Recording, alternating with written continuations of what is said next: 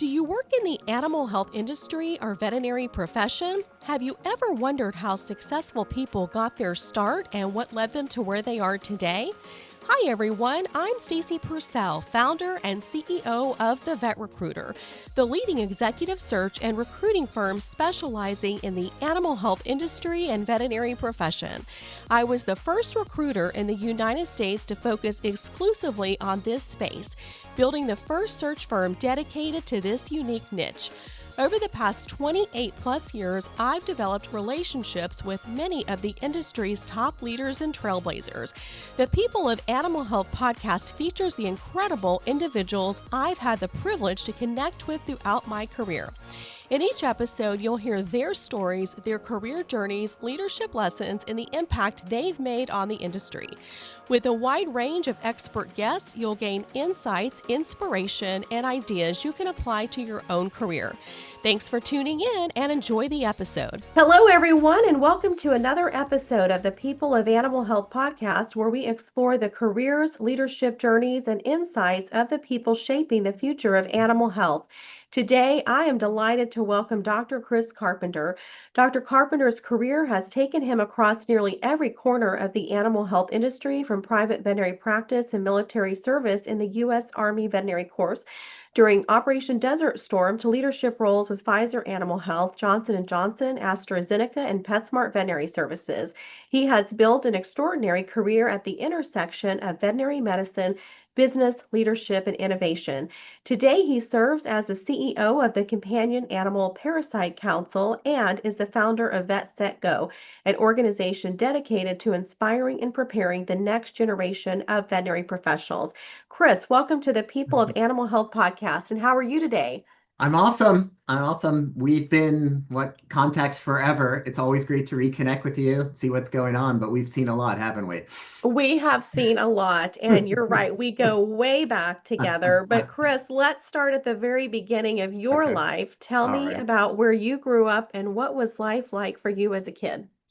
Yeah, I think that's one of the most impactful things on my life. I was a military brat. My dad was Marine Corps, and in those times, people were transferred all the time. And the stat I always share with people is I went to 13 different schools before I graduated from high school. So I Wow. was always the new kid, moved all around the country, never out of the US, but always around the country, and sometimes more than twice a year. And so I learned to kind of adjust to the new environments and new people I met. When did you first know you wanted to become a veterinarian? Was there a defining moment or a person who inspired you? It wasn't a one person or one moment. I can remember the day I made the decision though, and I still remember it. And I talk to people a lot about it with Vets at Go because I have those conversations about aspiring vets a lot. And I was 11 years old. We lived at that time in Tustin, California. There was a military base there, and we lived in Tustin, California. And I just looked at my mom and I told her, I go, I'm going to become a veterinarian. I mean, I think like everyone, I loved animals, worked with them a lot, but I remember at that moment. I said, this is my decision. I'm going to become it. And at the time, I thought I was so unique. I was, I made a career decision at 11. But, as you know, most veterinarians make their decision before they're 12 years of age because it's just such a passion to work with animals. That's right. Well, looking back, what experiences during your childhood, you did talk about all the moves that you made, but what Yeah. are some other experiences during your childhood that helped shape the person and leader that you've become today? Yeah, I think it's still that first one, and I can't overemphasize what it's like. And the reason is I compare it to my wife and my daughter who have both lived the same life and that they grew up in the same place, have the kids they knew in kindergarten as their friends in high school, and a lot of stability. When you move a lot, you learn to adjust and adapt very quickly. I mean, smallest things. I always give this example, and people don't even understand it who haven't moved.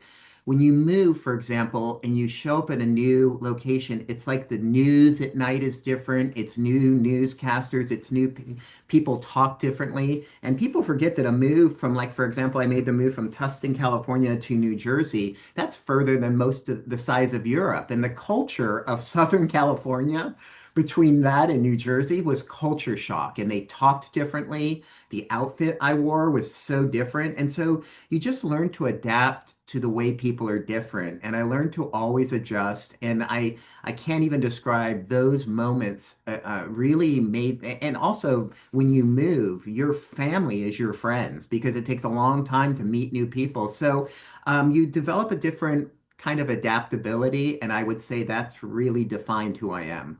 I can relate to that. I didn't move as many times as you did, but I moved right in the middle of my high school when I was 16. My parents moved out of state. My dad got transferred for a job, and I can relate to that. It was a challenge. Well, what was veterinary school like for you, and what surprised you most about that experience? Yeah, I don't think it surprised me at all because I was in Nirvana. I mean, I got in, it's what I wanted to do. I didn't go where I went to undergrad. I went as an out-of-state student to Auburn. I was from Florida and I went up to Auburn. A lot of, again, differences in location, but it was the best move. I love that I went to Auburn, best education, met new people. But I don't know that anything in vet school was that different. Again, it was a lot of work. I never studied so much and worked so hard, especially those first 2 years when you're learning the general medicine. Again, it was my dream and I learned to just put the time in and work. I was not, just to share this, I wasn't the smart person. I wasn't that person in your class who studies 5 minutes and gets an A. I'm the person who has to start studying a week ahead of time. And so I learned to manage time and work to things because it was, as everyone knows who's been to vet school, it was a lot of volume and you had to do a lot. And I learned to manage that. Well, you also served in the U.S. Army Veterinary Corps during Operation Desert Storm. What leadership lessons did military service teach you that you've carried throughout your career until today? So it's funny, military taught me, and just as background, I went into the military because I thought I wanted to stay in and get a specialty in radiology. And so people don't know this, but if you stay a couple years in military and then serve overseas, they'll help you get an advanced degree on their dollar. And so I thought, wow, that would be because radiology is important for, they would pick a few because they would be the radiologists for the military working dogs in the military. And I thought I wanted to do that. So I tell all that to say this is that I think the military is the first place I learned to adapt. While I was on base, I had to do things that I never had done before. I ran 3 clinics. I was based in Maine. My boss was in Massachusetts, so I had nobody who I worked with. And I served clinics up in northern Maine, New Hampshire, and Vermont. And so I would travel running clinics and I learned to take on a lot of responsibility. And I was a young, brand new grad, and I had to do a lot of things that I had never done before. And so I guess I learned, if you will, independence to just solve my own problems, to try to work through things. Well, Chris, your career has included private practice, animal health, human health care, nonprofit leadership, and entrepreneurship. At what point did you realize there were many different ways to make an impact beyond clinical practice? Again, it started with the Army, and a friend of mine, we were in basic training, and he said, "Have you ever heard about this?" We had just graduated from vet school, and I'm sitting there going, "I'm never going to go back to school again." And he goes, "Have you heard about this degree?" And I go, "What?" He goes, "It's an MBA." He goes, "You can learn business." And I said, "Wow." He kind of piqued my interest. I went up to my base in Maine and started taking classes, and that changed my life. I fell in love with it, and I guess. And I don't know if this is exactly the question. What I learned is you think you know. I thought I wanted to be a practitioner, but I really realized that I wanted to do strategy. I wanted to plan bigger things. The Army let me do some of that. And then taking those MBA courses, those 3 years. And by the way, thank God for the government paid. I mean, it was the best thing ever. And so I think what I've learned from this and what the Army taught me, and I've learned since then, because I think it will go to all your questions, is we change as individuals and we learn new things that we might like, and it's okay to pivot. And since then, I've been, as you pointed out, I've been able to do so many great things with the veterinary degree that I just love this profession. People just don't understand how valued a veterinary degree is seen through other professions, and I'm very grateful for it. Well, you've held leadership positions at Pfizer, Johnson& Johnson, AstraZeneca, and PetSmart Veterinary Services. You're a leader today in your current role. Looking back, what experiences most shaped your leadership philosophy?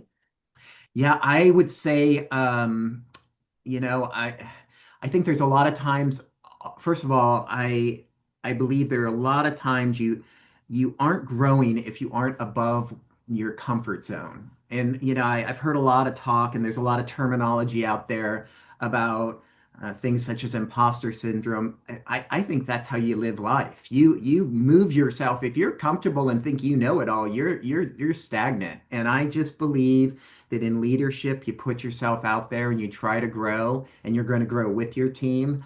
And it really helped me in all my roles is to realize and definitely ask questions when you don't know, but put yourself out there and try new things, and you'll discover a lot more about yourself. And that's what I would say all my roles have taught me. As you put them out there, I think about how diverse they are and so different.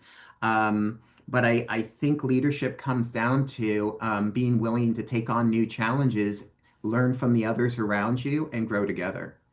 Yeah, that's good. And during your time in animal health, you helped launch innovative products and marketing initiatives. Was there one project that taught you the most about innovation, consumer trust, or leadership? Yeah, I think all of them we had different partnerships, but I'll just share this one story that it's one of those where I think when I started working in corporations, you learn to put your idea out there, and there's a lot of leadership around you. And if they decide not to do it, you kind of, as a colonel once said to me, and it's one of my favorite quotes, is one of the other candidates, we were in basic training, and he was complaining about what we had to do to an older, grizzled kind of colonel. And he said, and why are we doing this? And why are we doing that? And the colonel said to him, he goes, son, there's been times in my life when I've learned it's just best to salute and move out smartly. And I have kept those terms with me forever because many times I disagreed. And the example I was going to give you in PetSmart, we were redoing our clinics. They were wellness clinics, and we were moving to full service like the Banfield models. And I was in the person who was running the clinic said, we want to keep them open as we renovate. And I thought, why would you do that? It's going to be disruptive to pet owners. He was right. It turned out we went through the whole nation updating our clinics, and owners never minded. They would have minded if we were closed, but they never minded some of the construction mess. They were excited we were building. And so I share that as it's just one example that you don't know everything. Put your points out there, and if people don't take them, maybe the other side, the other thoughts, they were right, and you should go along with them. Well, that's a great example. Well, you have worked in both animal health and human health care. What lessons do you think each industry can learn from the other? Oh my God. Animal health can learn from measurement.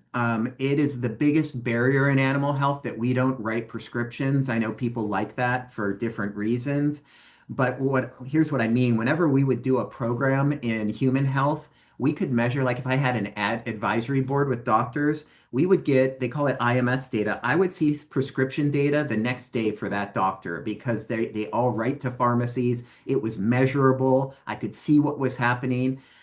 Vet medicine, it's amazing that we market like we do because we're blind. We promote something to a doctor, then they go in their clinic and they start writing scripts, and we don't see that data. And so many times we're blinded and we have to wait months for sales in. And I think things have gotten more sophisticated. So that's the thing that human health does really well. They metric well. But here's the thing. I left human health because even though the dollars are bigger and the programs you do, things like TV, I did TV commercials. I'll never do those again. But it's not as great as veterinary medicine, as you know, states we're small, we're 100,000 practitioners, we're a close-knit group. I just love that about veterinary medicine. I wouldn't change it for the world. And wishing for the big spends like they do in human medicine, I just wouldn't do it. Never, ever. Hey everyone, we are interrupting the episode briefly to talk to you about today's sponsor. This episode is brought to you by the Vet Recruiter. The Vet Recruiter is the go-to executive search and recruitment firm in the animal health industry and veterinary profession, dedicated to connecting exceptional employers with high caliber candidates. With a deep understanding of the animal health industry and veterinary profession and a vast pool of talented candidates, we make the hiring process seamless and efficient for the animal health and veterinary veterinary employers who have critical hiring needs.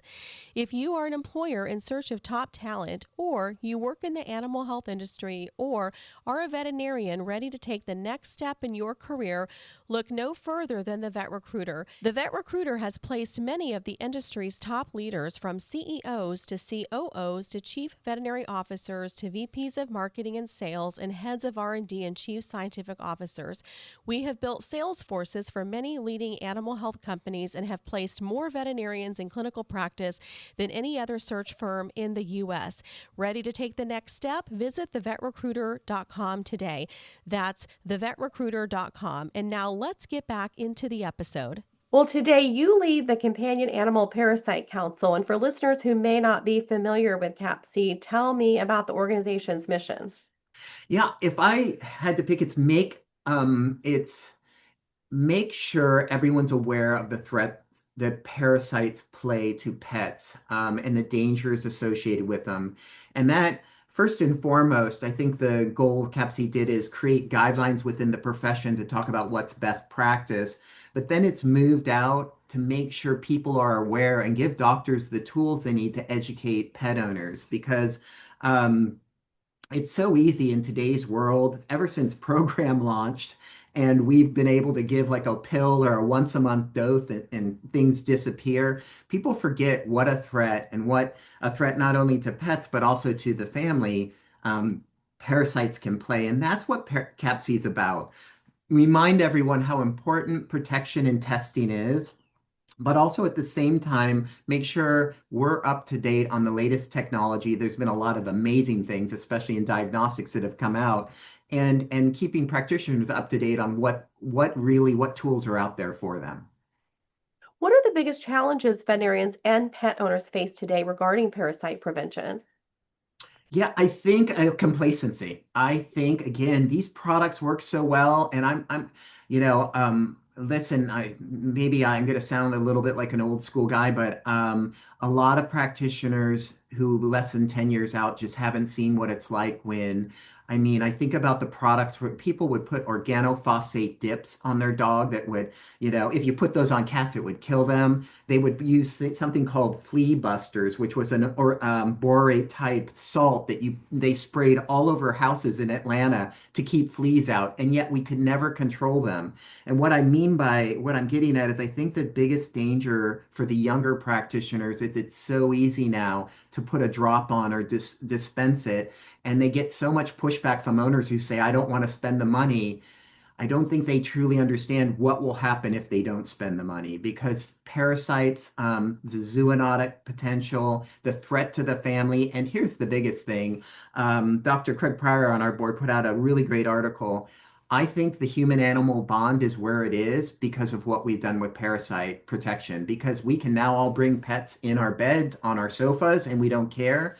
In the days when I was practicing and there were proglotid cysts all over the back of a dog, or there were loss of fur to fleas and black movement all over a dog, no one would have ever been that close to their dog. So it's complacency. I mean, we've got to remember, we've got to keep protecting, or parasites will come back. That's a good point and a good reminder. Looking ahead, what trends do you believe will shape the future of companion animal health over the next decade? Wow, that's a powerful one. And I mean, obviously the one that everyone would stumble into is AI and technology. I just think you mentioned that I have been in other industries and heard of other opinions. I just think we should never belittle what a veterinarian is. We are a key medical provider. No one goes to school like us for, the 8 years. We are, I think, beyond the equivalent of doctors. We have so much more we have to learn, and it's to remember our place in that world. Sometimes I feel a lot of times when you're myopic and only look at vet medicine, we minimize who we are. I think the vet profession, like you said, you and I have been together in it forever. It's the best profession, and we need to act like that and remember that the veterinarian is critical to family health. They're critical to the community, and we need to kind of think that way as we kind of chart our way forward. It's harder to get into veterinary school than human medical school, and many people don't realize that veterinarians, patients can't talk to them like human doctors, patients can speak to them. Yes, so many other ways. And here's the thing, and I mean, and here's what I love. I'll take talking about it on the positive. Everyone joined our profession because they shared this bond of a love of animals. I mean, in other professions, I don't know that some of those truths ring true, but that's what I love about our profession. It's built on passion of the doctors and the technicians in it. And I don't think when I went over to human, I could tell that wasn't there in 100%. Sometimes people went into that profession for different reasons, and you can tell. Hmm. Well, you founded VetSetGo to inspire young people to pursue veterinary medicine. What inspired you to start VetSetGo?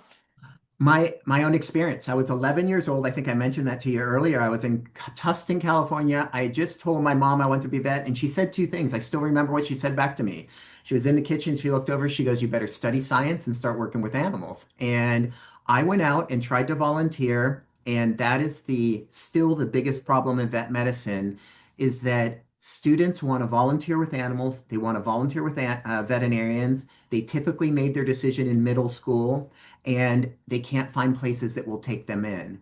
And here's what we know too from a work that Jason Johnson and Banfield did from a survey is that if they don't get that experience, they start doubting they want to become veterinarians in high school and drop out. And so Vets That Go is about helping those students get experience, get the animal experience they want, work around veterinarians, and feed their passion so that they go through high school motivated like I was to keep going. Hmm. You've often said that many veterinarians know they want this career before they're teenagers, like you. Why is it so important to reach young people early? Yeah, and that's the reason because we've got to keep that passion going. I think also be welcoming as a profession, meaning I just was given another presentation earlier today and talking about how lonely it is at that phase that I was describing to you. I was 11 years old and I'm out there trying to volunteer and no one knows I'm pursuing the profession. We now have ways, I have a volunteer app and such. We know students who are out there working, and through programs, we work with Antec to give scholarships out. We can find those students who are out volunteering and say, "We're so excited to have you." We can encourage them and be that profession that kind of rides along with them as they go through junior high, into high school, and then even into college, because it's an incredibly long road to get into to become a veterinarian. And I think all of us at all times in our career sometimes sit down and go, God, is this even worth it? And I feel what Vets That Goes about is being there in those early years saying, we want you, we're so excited, and we want you to meet some of the people that you're going to join. So that's a kind of long-winded answer, but hopefully it shows you what I believe we should be doing. What can parents, teachers, and veterinarians do to better support students interested in a career in veterinary medicine? It's my one of my favorite doctors who's out there letting all kinds of students volunteer in her clinic is Dr. Stephanie Jones, and she has this great thing. It begins with yes. And if I would say one request to every veterinarian, every veterinary group, every technician team is that you let them come into the clinic. She said just what she says. You don't have to plan an itinerary. You don't have to have a day planned for them. All they want to do is be there with you. And all clinics have to do, and this is especially true for some of the bigger groups who want to protect themselves from liability, bring these students into your clinic, have a day, have an open house, and let them be exposed to the dream. I mean, you truly change lives when you do that. When you might find your next employee, you might find your next That's veterinarian, because exactly I've talked to plenty of veterinarians that pursued a career in veterinary medicine because they worked in a clinic in high school. so true. So true. Well, Chris, looking back over your career, what has been the most surprising lesson that you've learned? That you were never going to be what you think you were going to be when you were 18-year-old and made your decision. I have pivoted so many times, and I don't know if that's because I learned who I was or I was changing who I was. And again, so when I was 11 and I wanted to be a vet, I wanted to work around animals. Then I started taking the MBA courses, and I go, oh my God, I'd love to do these bigger projects. I love being creative. I love changing. It's that your career always changes. I mean, I think you and I have seen a lot of doctors who are like, oh, I'm in clinic and I'm burnt out. I went into practice. I was there a number of years and then I said, this isn't for me. And it's not that I don't want to be a veterinarian, it's that I want to do something different in vet medicine. And that's what I would say I probably know better than most people in our profession is that there's so many opportunities. When I was in human medicine, that those doctors, I was on a product, we were launching one of the most targeted therapies in human oncology, and I was meeting with the top 12 oncologists in the USA. And their respect for my degree as a veterinarian, they didn't treat me any different other than a colleague. And it showed me how our profession is viewed by other professions. We are medical doctors and we are in the best profession. And I just wish everyone could go on my journey because what I realized is it's okay to say I don't want to practice anymore. It's okay to get an MBA and do other things using my knowledge in different ways. As a matter of fact, I think the way our careers are so long anymore, it's best if you do that. You got to pivot. You got to keep re-examining yourself and saying, well, am I happy now or do I want to try something different?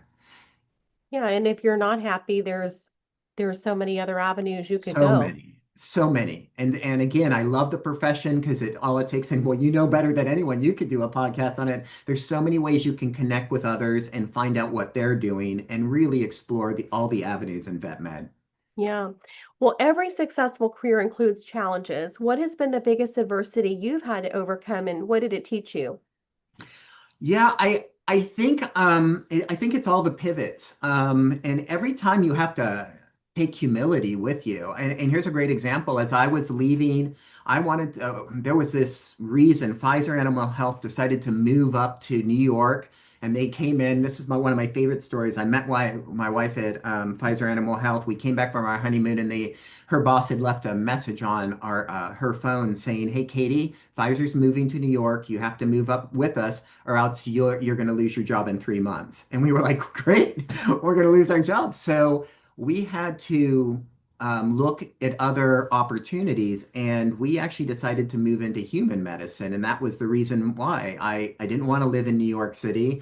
I pivoted to human, but I had to take a job so far below what I was in animal health to get started. I had to prove myself once again, much later in my career, to the people in human medicine and show them I could do. And I was happy to, but it was a little ego bust. But I guess that's the biggest lesson I've learned. You're going to have setbacks, especially if you try to change your career, but just believe in yourself and you'll deliver. I mean, I think the worst thing in the world is to stay where you are and not be happy. I think that, new challenges, they kind of make us young. And it was the best move I ever did moving over to human. It was, Life's too short to be in a role where you're not happy. oh my God, amen to that. It's so well said. What daily habits or disciplines have contributed most to your success? Mine is I don't think I'm the most smart of, maybe I'm not the most creative. I'm just tenacious. Just keep driving, keep moving forward. You always have setbacks, especially now that I've run smaller organizations like Vets That Go and CAPC. Sometimes people don't want to work with you. Sometimes, you aren't getting the support you need, and you just got to look to yourself and pivot and find a new way, but don't give up. Just don't quit. Good advice. If you could go back and give your younger self one piece of advice, what would it be? Wow, that's a really good one. And I don't know that it would be different, but I would say that it would be sooner be open to new opportunities. Don't be so rigid and this is what you have to be. You don't have to be that practitioner. You don't have to be that exotic animal vet. You don't have to be that board certified radiologist. Be open when you see something that intrigues you and explore it. That's what it would be. Bruce, the veterinary profession has changed tremendously throughout your career. What changes have impressed you the most? Um, I what I love about us is we're still immersed in the community, yet the technology we use is so much more advanced, and the medicine we're practicing is so much more advanced. We talked about parasitology earlier.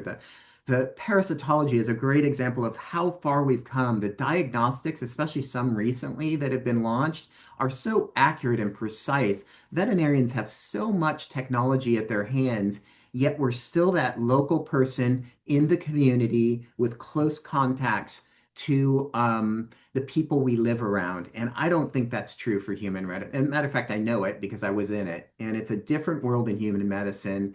And we need to never, I'm proud that we've never lost that connection to clients. Although some of us, and we all have our stories, sometimes clients can be trying, but thank goodness we're still so close to them. And thank goodness we're still there for those pets that they love. I'm really proud of that because if you look at human medicine when I was in it, it's not like that a lot. And we should be proud of that. Yes. If we looked into your crystal ball, what do you think the veterinary profession and the animal health industry will look like 10 years from now? Whew.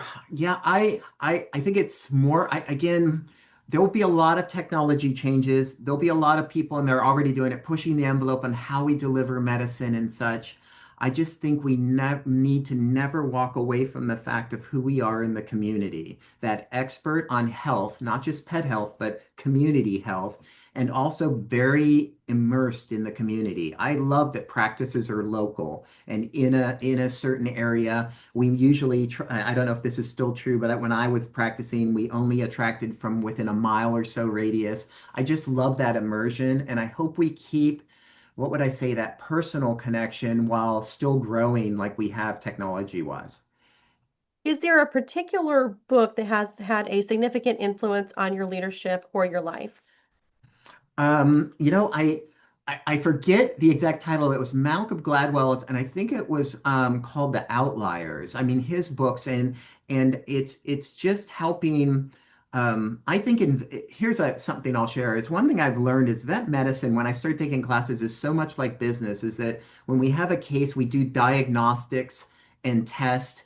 And then we go on to make a differential, and then we do the treatment. It's the same in marketing. We do market research. And what I loved about Malcolm Gladwell books is he did so much research to say why do things happen, and it's really been an important part of me as a marketing person to make sure I really understand the insights of a market before I try to make um, creative for it and such. And I think that's just really important. Is that book really taught me. He if you've read his books, he digs down to the numbers and really comes out with insights that are amazing. And it really has changed how I operate when I try to plan something. I have that book. It's a good one. A great one. What message or principle do you wish you could teach everyone listening to our podcast today? Or what lesson do you wish somebody could learn earlier in their life? Oh, it's what we talked about, and I'm going to be very redundant. Maybe I'll be a marketer and do good messaging over and over again. Pivot when you're not happy. You're not going to be happy the whole time. You grow as an individual. You're going to change. You may have made a decision and then get there and go, oh no. I mean, that's as small as a job, or it's as small, or it's bigger as the role you're doing. Then work to get out of it. I mean, so I went into the military. You asked me earlier about my military career, and a military had a lot of things I wanted. But what I realized when I started taking the MBA classes is industry what I wanted. I would go to these night classes with all these other students, and I go, oh my God, I want to work in companies like that. I want to do big things. This is where I really want to be. I don't want to be a veterinary radiologist anymore. I learned more about myself, and I guess that's the thing. Keep learning about yourself and then pivot to make yourself happy. You said something earlier that is so important. Don't be unhappy and stay. Move on. You can do it. It will be uncomfortable a little bit, but do it because it's the rest of your life. Good advice. Chris, before we wrap up, if you had the opportunity to speak directly to every young person considering a career in veterinary medicine or animal health, what would you want them to remember? I would tell them what you and I have been saying together. I love this profession. I love everything about it. I love its smallness. I love the impact we have on people. I like the reason we exist, which is to help animals. I still think it's the greatest profession ever, and I say it every day. I say it to everyone I work with. There's nothing I'd do differently. Never ever. Finally, you've got the microphone. Is there anything we haven't discussed that you'd like to share with our listeners before you drop the mic today? No, that it's that same theme. I think for a while, and see a lot less of it, there was a lot of, oh, woe is me, this profession. If you don't, it's bad here and bad that. It's a great profession. I know, and I think I can speak with authority because I was in other professions in human medicine. And trust me, for example, working with oncologists, they're no happier than you are in a vet clinic. But the other part is go explore then. Find out who you are. What parts of your job do you not like? Don't just sit there and be discontent. Find out what makes you tick and then move on. And that's what my favorite thing is that we control the ship that is our lives and just shift and move on. And you will be so much happier. And that would be the thing I would share with anyone at any phase of their career now. If you're not happy, explore who you are and start sailing that direction. Be the captain of your own ship. Yes, amen. Well, Chris, thank you for being my guest today on the People of Animal Health podcast. It was so nice to have you here, and I enjoyed our discussion. Always great to reconnect with you. Thank you.